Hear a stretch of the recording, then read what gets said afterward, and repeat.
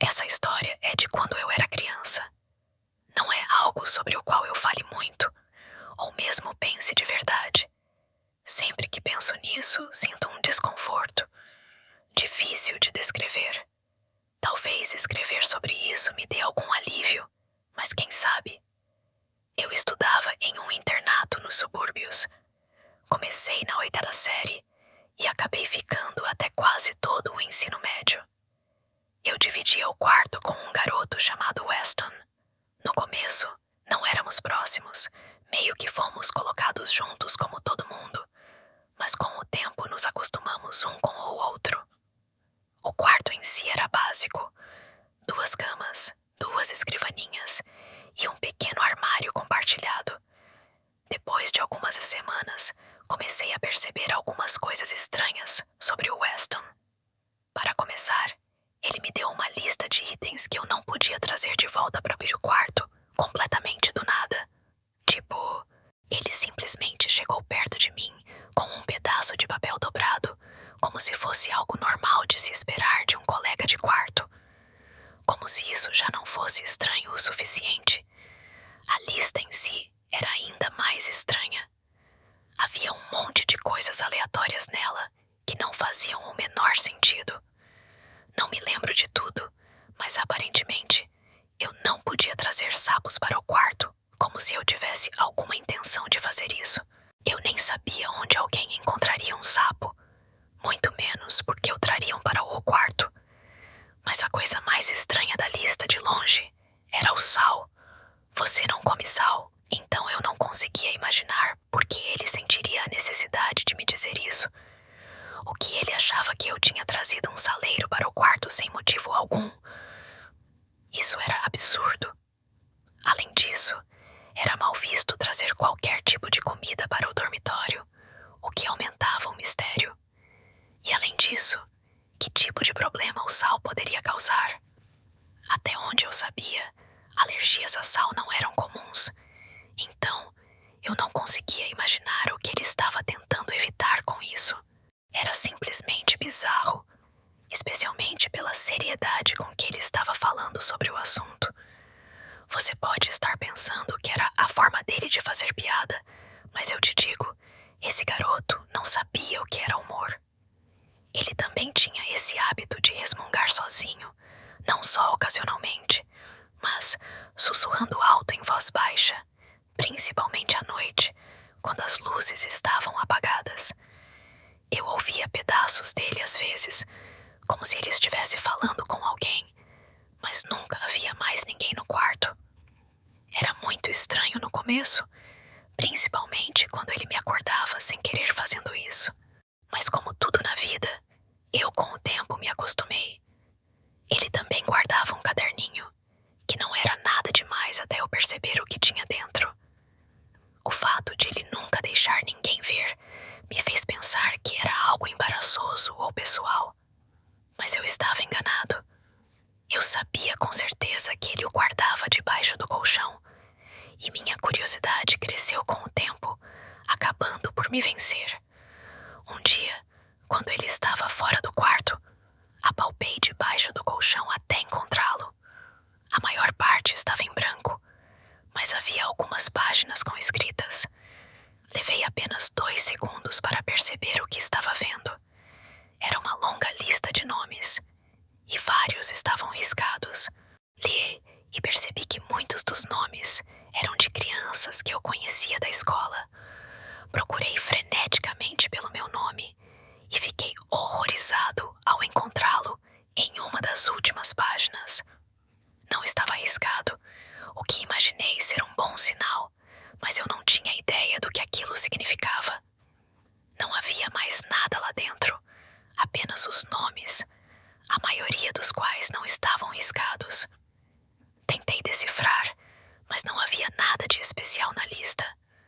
Enquanto aguardava de volta, não pude deixar de me perguntar por que alguém seria tão reservado com algo tão inofensivo. Se não fosse pelo jeito que Weston protegia aquilo com a própria vida, eu provavelmente teria ignorado como uma lista de pessoas de quem ele não gostava na escola ou algo assim. Mas por algum motivo, ver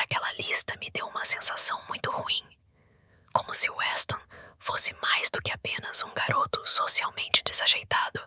Nas semanas seguintes, fiquei extremamente paranoico com a possibilidade de ele, de alguma forma, saber o que eu tinha feito. E comecei a me preocupar que ele fosse fazer alguma coisa comigo. No começo, não interagíamos muito, mas eu juraria que o peguei me encarando com muito mais frequência do que antes. Essa sensação inexplicável de medo começou a me assombrar e eu gradualmente passei a ficar cada vez mais tempo fora do meu dormitório. Eu tinha um bom número de amigos e chegou a um ponto em que eu passava mais tempo nos dormitórios dos meus amigos do que no meu. Então, uma noite, algo aconteceu que fez toda a minha paranoia parecer justificada. Acordei do nada no meio da noite. Eu não tinha ideia de que horas eram, mas estava completamente escuro lá fora e eu não conseguia ver nada. A princípio, pensei que tinha acordado com o resmungo do Weston de novo, mas conforme meus olhos se acostumavam à escuridão, percebi que a realidade era muito pior. Weston não estava resmungando. Isso porque, em vez disso, ele estava literalmente pairando sobre minha cama, parado ali no escuro, sorrindo. Suas mãos estavam levemente levantadas, como se ele fosse fazer algo, mas estivesse congelado no meio do movimento. Eu gritei, não consegui me controlar e me sentei na cama. Apesar do meu grito, ele não parou de sorrir. Ele nem sequer se mexeu com meu grito. Ele apenas continuou olhando para mim, sem nem mesmo mudar de posição. O choque de ter sido acordado assim foi uma coisa, mas o fato de ele não nem sequer ter reagido tornou tudo ainda mais assustador. Quando eu finalmente exigi saber o que ele estava fazendo, ele simplesmente disse que eu estava falando dormindo, como se aquela resposta vaga de alguma forma explicasse tudo, como se fosse totalmente normal estar parado sobre a cama de alguém às 2 horas da manhã. Eu não sabia o que dizer. Ainda estava em parte em choque, e o jeito como ele continuou sorrindo, mesmo depois de se explicar, me desencorajou a fazer mais perguntas. Ele voltou para a cama sem dizer mais nada. Fiquei acordada o resto da noite, e não por vontade própria. Na manhã seguinte, tentei tocar no assunto. Senti-me mais à vontade e, honestamente, mais segura para perguntar a ele agora que havia luz do dia no quarto. Mas ele agiu confuso, como se realmente não soubesse do que eu estava falando. Não de uma forma com raiva, mas mais como tá bom, cara, tanto faz. Como se ele achasse que eu estava inventando algo como uma piada. Eu não conseguia decidir se ele era apenas um ótimo mentiroso ou se ele realmente não se lembrava do incidente. Eu não conseguia decidir o que era pior. Depois disso, meu medo só piorou. E não apenas do Weston. É difícil explicar, mas comecei a ter medo do próprio quarto, como se a presença dele o tivesse contaminado de alguma forma. Mesmo quando ele não estava lá, eu me sentia desconfortável no meu próprio dormitório. As coisas só pioraram. Cerca de uma semana depois, voltei ao quarto uma noite e encontrei uma pequena cobra de jardim na minha cama. Não estou brincando. Havia uma cobra viva na minha cama. Gritei novamente e olhei para Weston, que estava sentado à sua mesa com uma expressão vaga no rosto. Ele dessa vez se desculpou e disse que era apenas uma brincadeira inofensiva. Mas eu não entendi assim. Quando perguntei onde ele tinha conseguido uma cobra, ele me olhou confuso e disse algo que eu nunca vou esquecer. Ele disse: "Como assim? Elas estão por toda parte." Eu não sabia o que dizer. Estava com medo de que, se eu dissesse algo errado, ele pudesse tentar me machucar. Mesmo quando ele não estava lá, eu me sentia desconfortável no meu próprio dormitório. As coisas só pioraram. Cerca de uma semana depois, voltei ao quarto uma noite e encontrei uma pequena cobra de jardim na minha cama. Não estou brincando. Havia uma cobra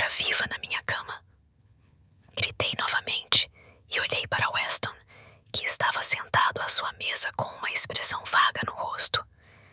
Ele dessa vez se desculpou e disse que era apenas uma brincadeira inofensiva. Mas eu não entendi assim.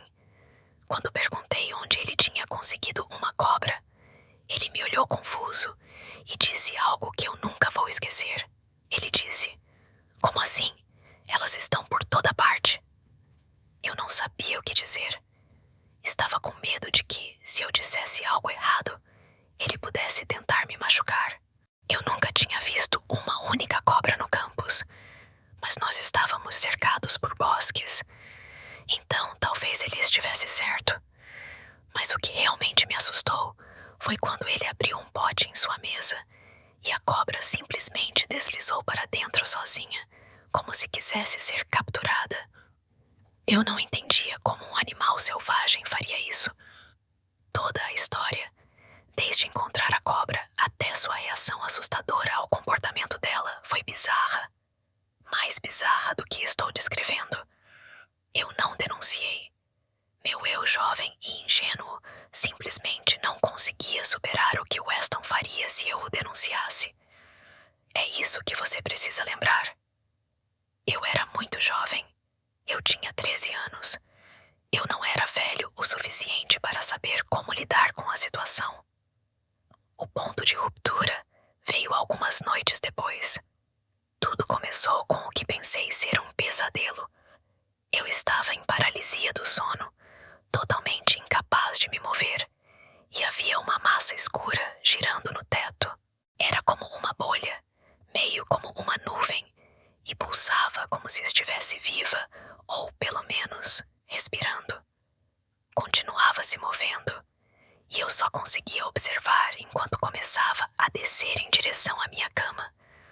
Então, uma garra, ou algo parecido com uma garra, emergiu da massa e começou a arranhando a estrutura da minha cama. E então começou a me alcançar. Mas antes que pudesse me agarrar, recuou repentinamente, como se algo a tivesse queimado ou assustado, e então enlouqueceu completamente. Começou a voar pelo quarto muito rápido, como se estivesse com raiva ou ferida. Derrubou um monte de coisas das nossas mesas e revirou nosso armário. E em um movimento abrupto, voou em direção à janela e a atravessou, desaparecendo na escuridão lá fora. No instante em que ouvi o vidro quebrando, meus olhos se abriram de repente. Só que meu pescoço já estava apontado na direção da janela, como se eu estivesse olhando para lá o tempo todo. E de repente, percebi por que aquilo era tão aterrorizante. A janela estava realmente quebrada. O pior era que havia cacos de vidro caindo no chão em tempo real, como se tivesse acabado de ser quebrada momentos atrás.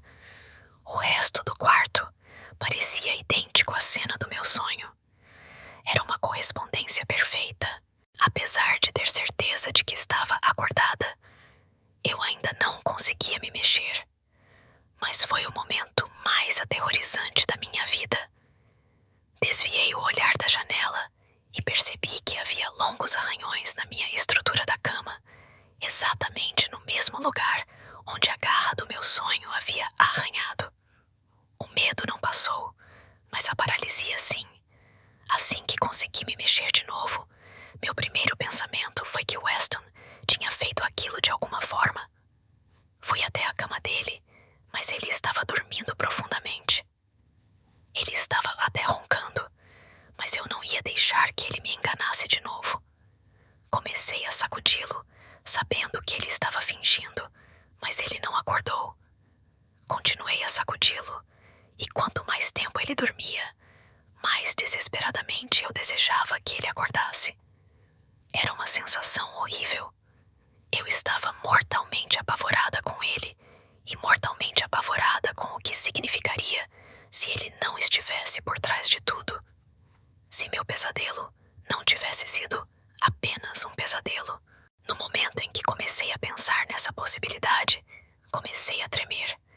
Eu queria poder culpá-lo pelo que tinha acontecido, ou pelo menos ter alguma outra pessoa para me fazer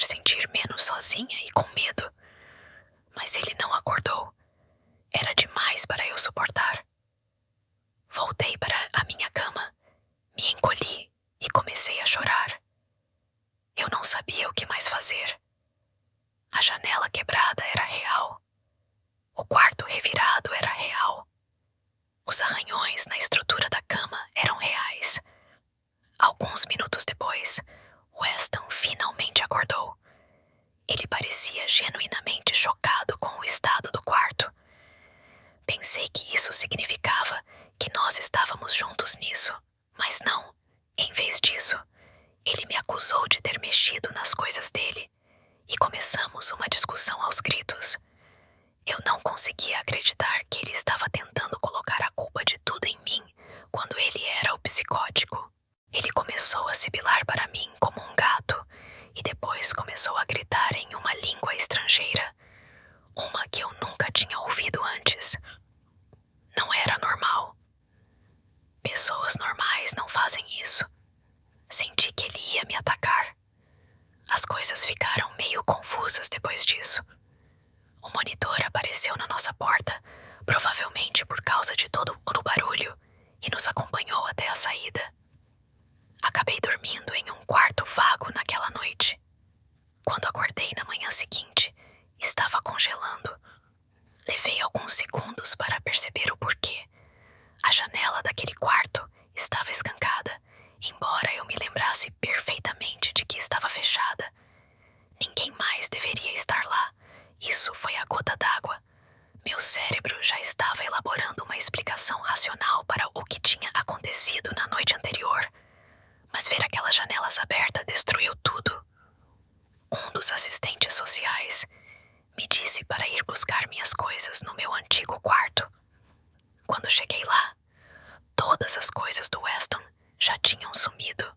Ele deve ter limpado tudo mais cedo naquela manhã. Ninguém me disse o que estava acontecendo. A administração simplesmente me transferiu para um quarto diferente, com um colega de quarto diferente. Quando perguntei sobre o Weston, disseram que ele não era mais da minha conta. Eu nunca mais o vi. Honestamente, não me lembro de muita coisa do restante do meu tempo naquela escola. Acho que meu cérebro simplesmente desligou tudo e trancou tudo como último recurso, ou algum tipo de mecanismo de defesa. Acho que nunca vou saber o que havia de errado com aquele garoto Weston. Mas não me importo. Já pensei em todas as explicações possíveis para o que aconteceu naquela noite, e nenhuma delas faz sentido. A janela estava quebrada por dentro. Qualquer coisa que pudesse tê-la quebrado por fora estaria no chão. E tenho dificuldade em me convencer de que foi o Weston, não só pelo quão profundamente ele estava dormindo, mas também por causa da rapidez com que acordei depois do pesadelo. Eu o teria visto correndo de volta para a cama. Algo anormal aconteceu naquela noite, e me aterroriza pensar que eu possa ter presenciado isso. Que meu pesadelo não tenha sido apenas um pesadelo. Quando eu era pequeno, meus pais me mandavam para a fazenda dos meus avós na Pensilvânia por 2 semanas todos os verões. A casa ficava em um terreno de 16 hectares, em sua maior parte mata. Para ser sincero, era mais mata do que fazenda. Meu primo Francisco vinha em semanas diferentes, porque nossos pais queriam dar um descanso aos nossos avós entre as visitas. Eu sempre ia nas 2 primeiras semanas de julho. Ele sempre ia nas 2 últimas semanas de agosto. A casa tinha 3 andares, mas o terceiro andar era apenas um sótão com um quarto habitável, que costumava ser do meu pai quando ele tinha a minha idade. Era lá que eu dormia. O teto era inclinado para baixo dos 2 lados, e havia uma janela que dava para o quintal e para a mata. Meus avós iam dormir cedo, geralmente antes das 21 horas. Meus pais me disseram que era falta de educação ficar acordado depois deles. Então eu ficava no meu quarto depois que eles me desejavam boa noite. Mas eu não dormia. Ficava acordado lendo com uma lanterna ou jogando meu Game Boy. Não havia muito mais o que fazer lá. O primeiro verão passou sem incidentes, mas comecei a notar coisas estranhas no segundo verão em que estive lá. Em uma das primeiras noites, Eu estava lendo na cama quando ouvi passos na escada do sótão. Pareciam suaves, como se alguém estivesse tentando fazer silêncio. Observei a maçaneta da porta girar e abrir uns 15 centímetros. Assim que vi a porta se abrindo, apaguei a luz e fingi estar dormindo. Sinceramente, pensei que fosse minha avó vindo ver como eu estava. E fiquei preocupada que eu me meteria em encrenca se ela descobrisse que eu estava acordada. Mas não ouvi mais nada depois disso. Nenhum passo se afastando ou o som da porta fechando. Forcei-me a dormir, supondo que ou eu tinha perdido minha avó saindo, ou que ela ainda estava me observando por algum motivo.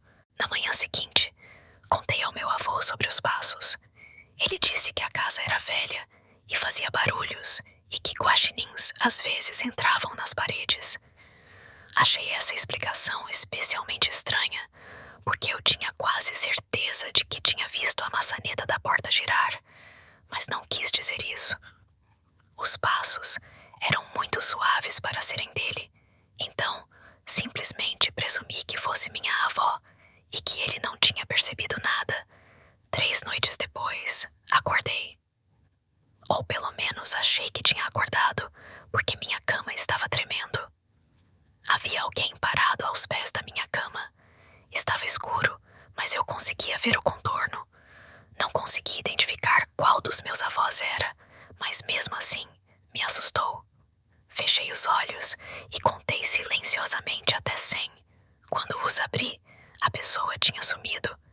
Convenci-me de que tinha sido apenas um pesadelo, mas não parecia um. Quando acordei na manhã seguinte, a porta do meu armário estava aberta, embora eu soubesse que tinha sido fechada na noite anterior, o que me fez duvidar se eu realmente tinha dormido. Comecei a suspeitar que minha avó estava me espionando enquanto eu dormia. Por mais estúpido que isso pareça, era a única explicação que fazia sentido para mim.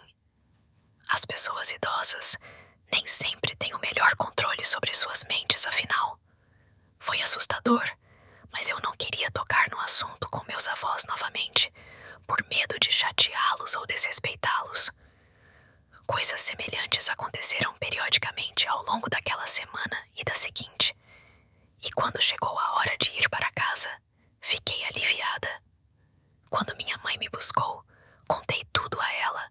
Ela riu e disse que era impossível tirar minha avó da cama depois que ela adormecia. Então ela me disse que eu tinha uma imaginação fértil e que casas antigas eram assustadoras. Ela disse que Francisco nunca reclamou de nada quando ficou lá. Isso me fez sentir que talvez eu estivesse realmente imaginando coisas. Voltei no verão seguinte e as mesmas coisas aconteceram. Eu nunca cheguei a ver o rosto da minha avó, mas eu sabia que era ela. Comecei a dormir muito mais cedo para reduzir o risco de estar acordada quando algo assustador acontecesse. Os anos se passaram. Meus pais pararam de me mandar para a fazenda dos meus avós depois de uma certa idade, e uma grande parte de mim ficou aliviada. Meus avós faleceram quando eu estava na faculdade, com poucas semanas de diferença. O funeral foi a coisa mais deprimente de todas. Além da tristeza, eu tive que conversar com um monte de parentes que não via há anos, o que não me agradou nem um pouco. Um desses parentes era Francisco, com quem eu, na verdade, não tinha interagido muito, embora tivéssemos quase a mesma idade. Levei menos de 1 minuto para perceber que não tínhamos nada em comum.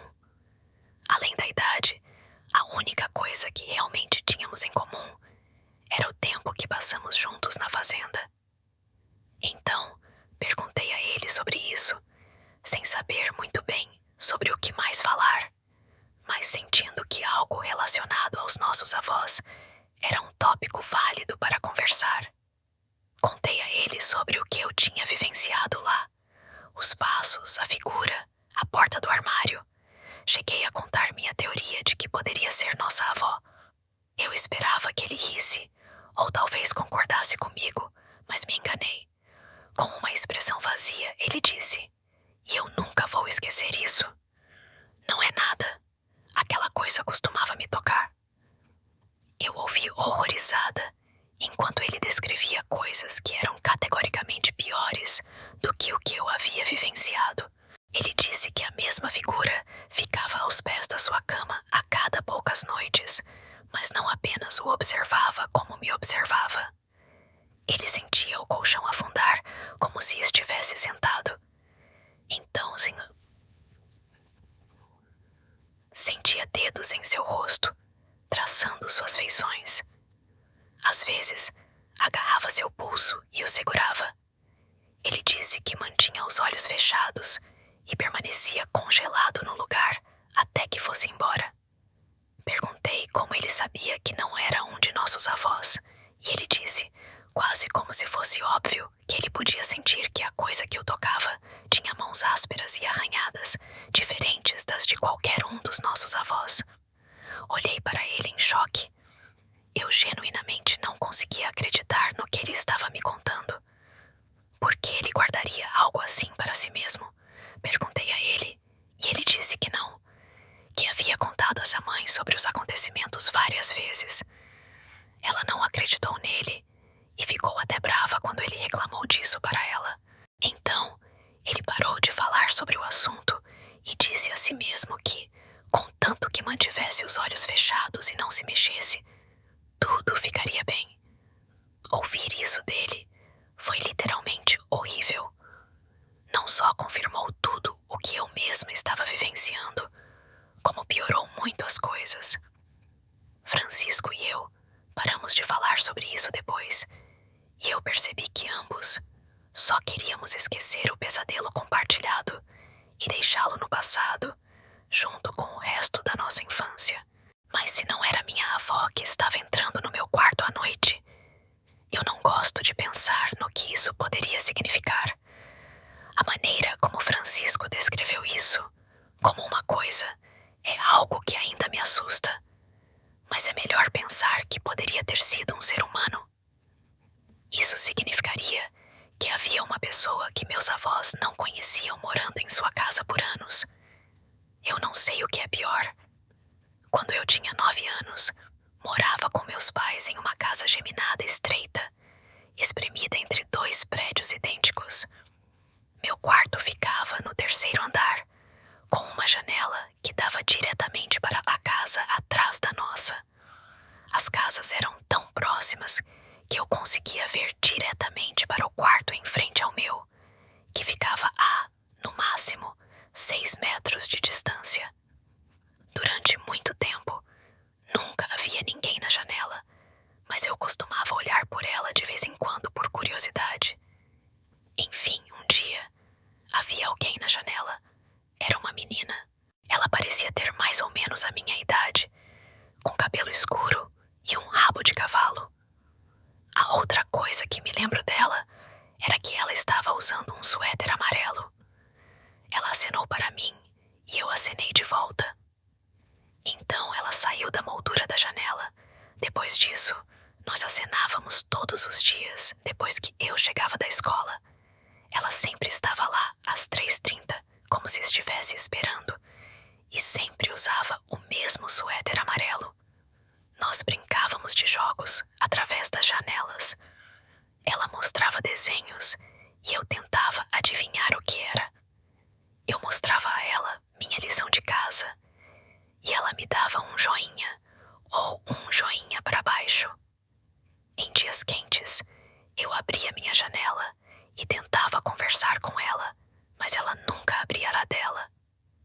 Ela apenas sorria e apontava para a orelha, como se não pudesse ouvir através do vidro. Eu imaginei que seus pais fossem rigorosos em manter as janelas fechadas. Um dia,